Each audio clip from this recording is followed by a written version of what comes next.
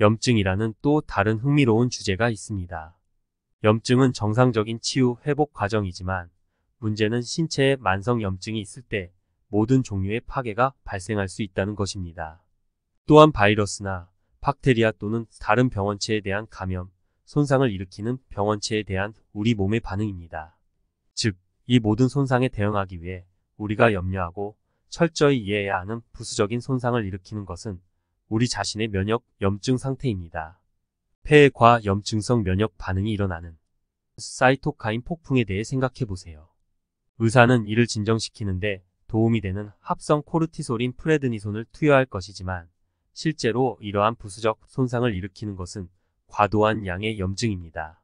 그러면 자가면역 질환이 생기겠죠. 크론병, 류마티스 관절염, 심지어 탈모증과 같은 질환은 모두 자가면역 질환입니다. 이러한 자가면역 질환의 공통적인 주제는 염증입니다. 따라서 염증을 제거하면 자가면역 질환의 합병증, 증상 및 문제를 제거할 수 있습니다. 그리고 과거 부상으로 인해 몸이 이후에 만성적인 염증을 생성하는 것이 있습니다. 이러한 부상은 여러 가지 요인에서 발생할 수 있습니다. 큰 부상을 겪고 나서 상처난 부분에 염증으로 인해 조직 성장이 발생해 경직성이나 결손이 발생합니다. 그리고 최고 판매 약물 중 전 세계적으로 가장 많이 판매되는 약물 중 하나가 휴미라입니다. 이 약물은 무엇을 위한 것일까요? 염증을 위한 것입니다. 지구상의 염증으로 고통받는 사람들이 엄청나게 많습니다. 염증의 원인에 대해 들어가기 전에 이전에 들어보지 못했을 새로운 단어에 대해 알아보겠습니다. 이 단어는 염증성 종양 유도입니다. IO란 무엇일까요? 이것은 암이 몸에 물리적 손상이 있는 부위로 확산되는 현상입니다. 앞에서 염증이 있는 과거 부상에 대해 이야기했었는데 몸에 부상을 입는 것은 다양한 이유로 인해 발생할 수 있습니다. 대장에서 식품 자극으로 인한 반복적인 염증 반응, 폐에서는 만성 흡연으로 인한 염증, 동맥에서는 고탄수화물 식이로 인한 고혈당 수준 또는 유방 조직 손상으로 인한 것 등이 있습니다. 이는 중요한 데이터입니다. 이러한 데이터는 우리가 암이 발생할 가능성이 있는 부위를 예측하여 암이 발생하기 전에 미리 예방할 수 있도록 도와줍니다.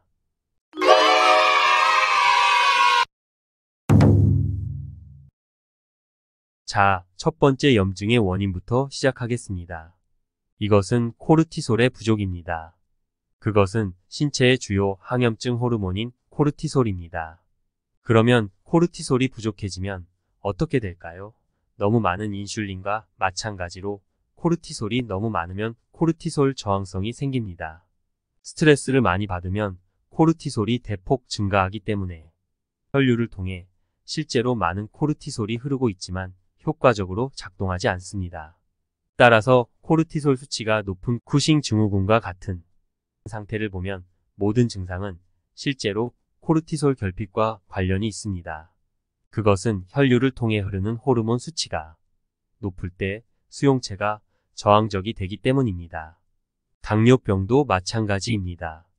당뇨병이 있으면 포도당이 높기 때문에 인슐린 수치가 높지만 작동하지 않습니다. 그래서 혈당을 낮출 수 있는 것이 없기 때문에 혈당이 높아지기 시작합니다.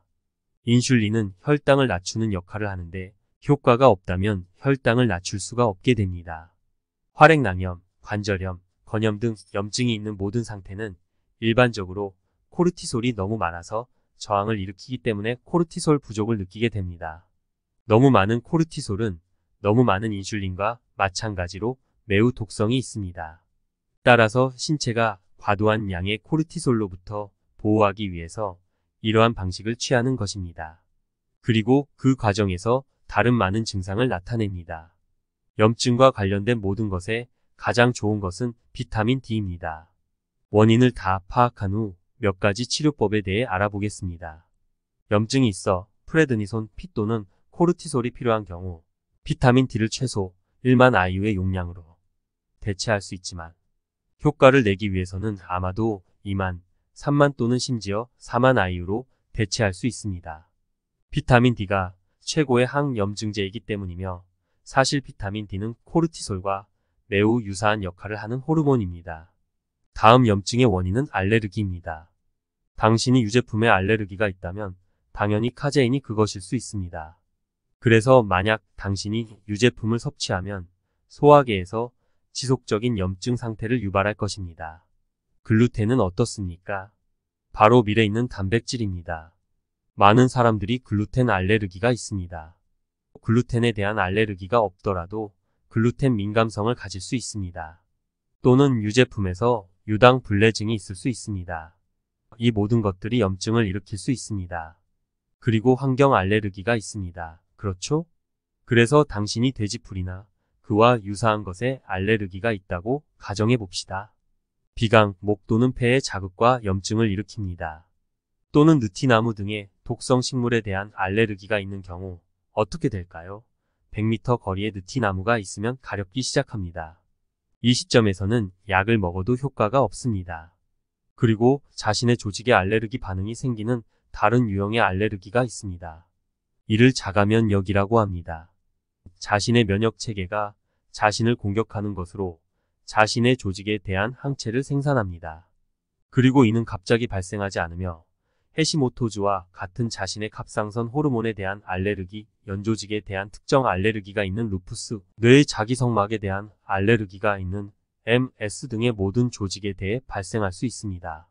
마이얼린시스는 신경계 주변의 코팅입니다. 그리고 자가면역의 주된 치료법이 무엇인지 생각해보면 휴미라도 약물 중 하나지만 코르티솔이 강력한 항염증 작용을 하기 때문에 프레드니손도 사용합니다. 코르티솔은 면역 억제 작용을 합니다. 기본적으로 면역 체계를 끕니다. 면역 스위치를 그냥 꺼버리는 것입니다. 따라서 이러한 모든 반응이 없게 되므로 다양한 문제가 발생할 수 있습니다. 그러나 문제는 단순히 한 가지 영양이 아닌 패키지로 작용한다는 것입니다. 면역 체계가 없으면 바이러스가 체내 침입할 가능성이 높아지며 염증이나 면역 반응 없이는 여러 가지 추가 문제가 발생할 수 있습니다. 세 번째, 급성 감염 또는 만성 감염입니다. 이것은 간단하게 이해할 수 있습니다. 만약 바이러스가 체내에 침투하고 잠복 상태로 들어가서 지속적으로 재발하면서 재발과 잠복 사이를 오가며 만성 감염이 발생하는 경우에는 어떤 일이 일어날까요?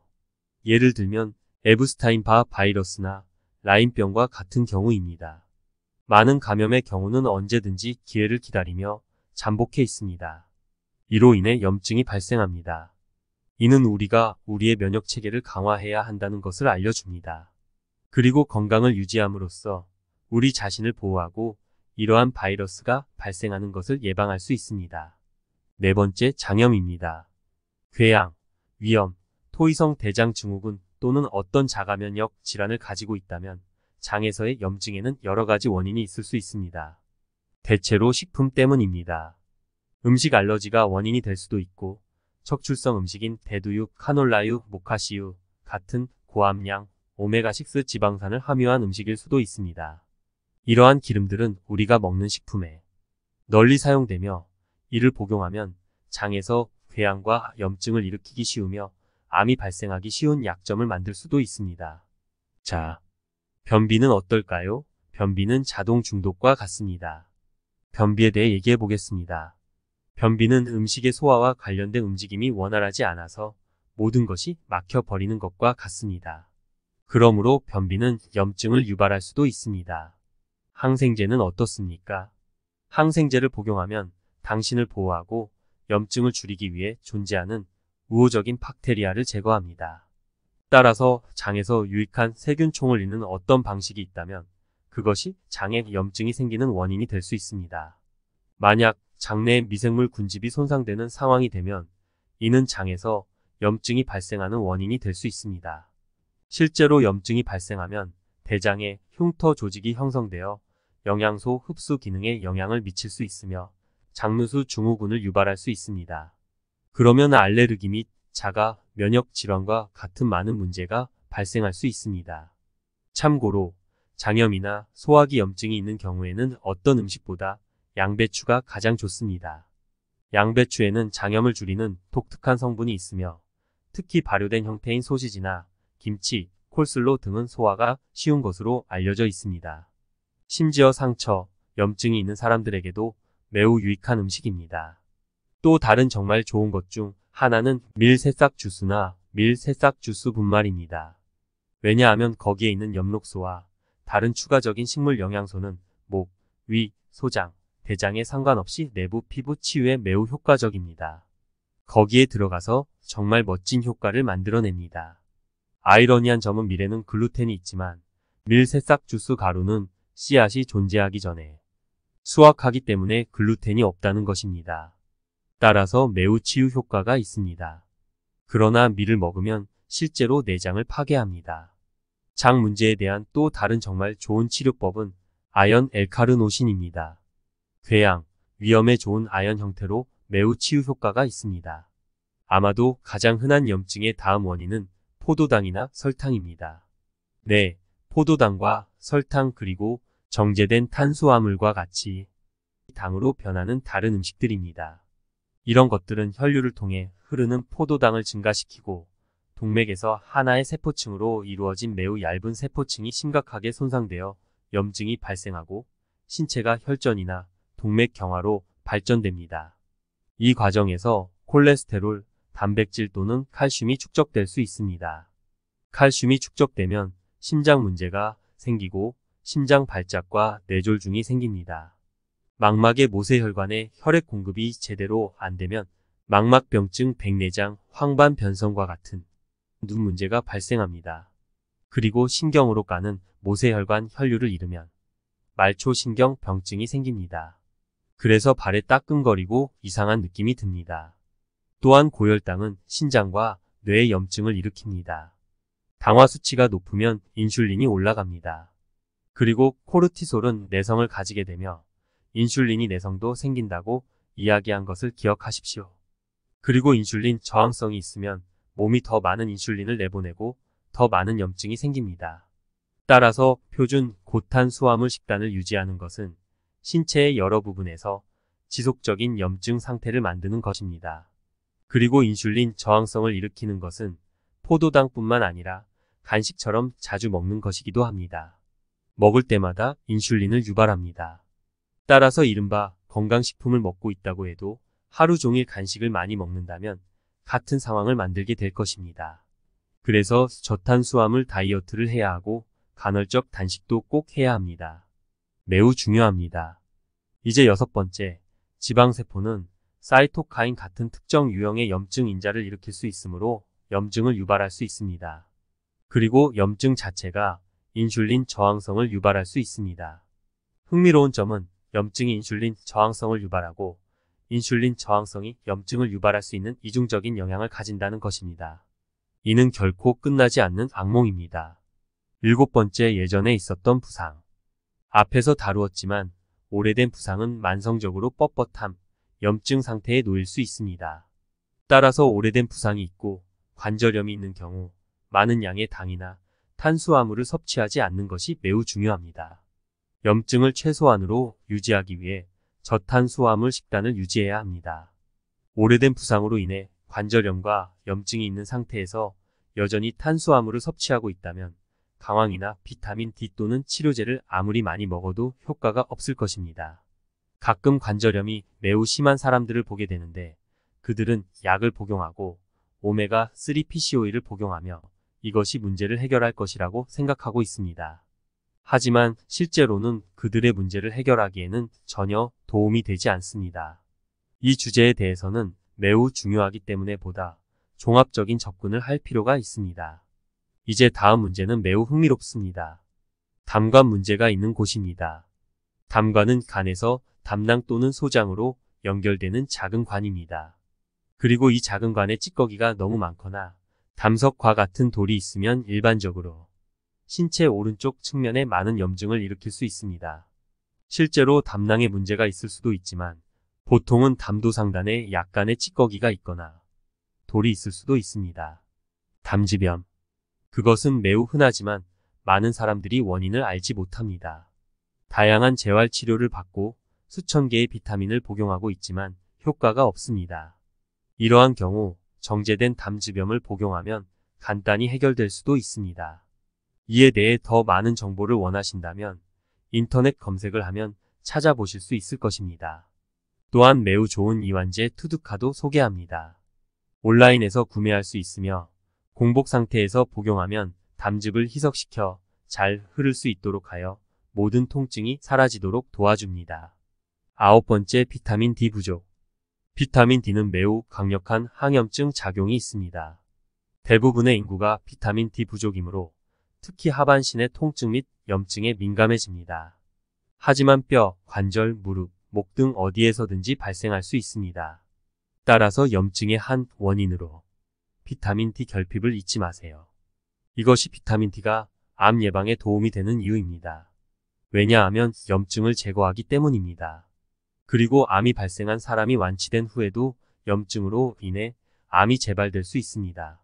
그러므로 몸 전체에서 염증을 제거하는 것이 생존 목표라는 것을 기억하세요. 10번째, 오메가6 지방산 수치가 높고 오메가3 지방산 수치가 낮은 상황입니다.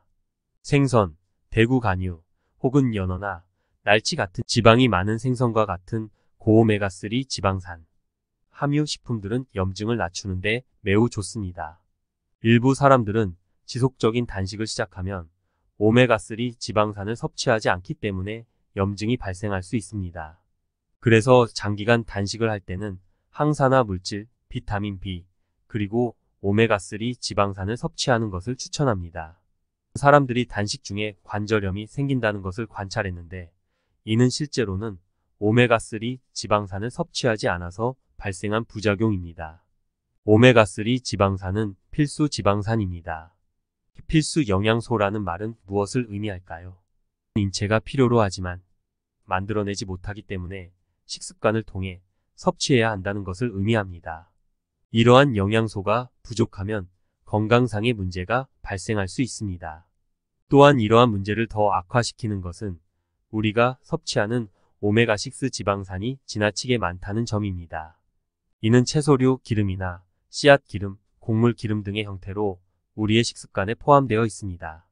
패스트푸드나 일반적인 식당에서도 대부분의 음식에 대량의 대두 기름이나 옥수수 기름 등이 사용되기 때문입니다. 음식점에는 대놓고 적힌 것이 아니라면 대부분의 경우 콩기름 등의 식용유를 사용합니다.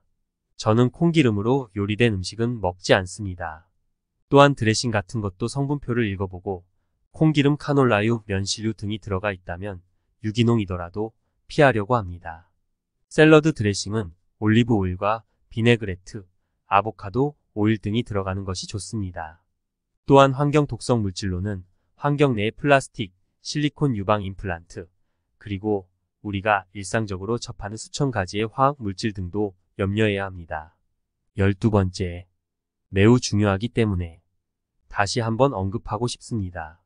염증을 자극하는 것은 포도당뿐만 아니라 높은 수준의 인슐린 때문입니다. 따라서 염증이 있는 경우 무엇보다 할 수 있는 가장 중요한 일 중 하나는 저탄수화물 섭취입니다. 그러나 실제로 건강한 버전의 케토제닉을 하십시오. 그렇게 하면 더 많은 영양소가 추가되기 때문입니다. 저탄수화물에만 초점을 맞추는 것이 아니라 정말 훌륭한 십자화가 야채와 많은 양의 샐러드와 같이 추가적인 건강상의 이점을 제공하는 고품질 식품에 초점을 맞추어야 합니다. 염증이 있을 때는 많은 자유 라디칼 손상이 발생하기 때문에 음식에서 온 항산화제뿐만 아니라 몸에서 생산하는 내인성 항산화제가 필요합니다. 항산화 네트워크 중 하나는 단식입니다. 또한 이러한 항산화제를 파괴하는 것은 자주 먹는 것입니다. 단식은 염증의 핵심입니다. 13번째, 철분 과다. 철분은 다량으로 필요하지 않은 미량 광물이며 우리 몸에는 철분을 제거하는 메커니즘이 없습니다. 감염되면 좋은 박테리아와 병원균이 모두 이 철분을 먹기 위해 경쟁합니다. 그래서 우리 몸은 감염 중에 철분을 결합시키는 흥미로운 메커니즘을 가지고 있습니다. 이것이 사람들이 감염되었을 때 빈혈에 걸릴 확률이 더 높은 이유입니다. 철분 결핍 상태에서 감염에 노출된 후 피로와 빈혈이 나타나면 더 많은 철분이 필요하다는 의미일 수 있습니다. 참고사항일 뿐이지만 코비드 후유증을 겪는 일부 사람들은 때때로 약간의 철분이 필요합니다. 그러나 일반적으로 철분을 과다하게 섭취하면 간에 너무 많은 철분이 축적되어 간경화, 염증 및 흉터 조직, 섬유증이 생길 수 있기 때문에 일반적으로 철분을 과용하는 것은 바람직하지 않습니다. 따라서 일반적으로 다량의 철분은 염증을 유발할 수 있습니다. 도움이 되셨다면 좋아요, 구독 눌러주시기 바랍니다. 시청해 주셔서 감사합니다.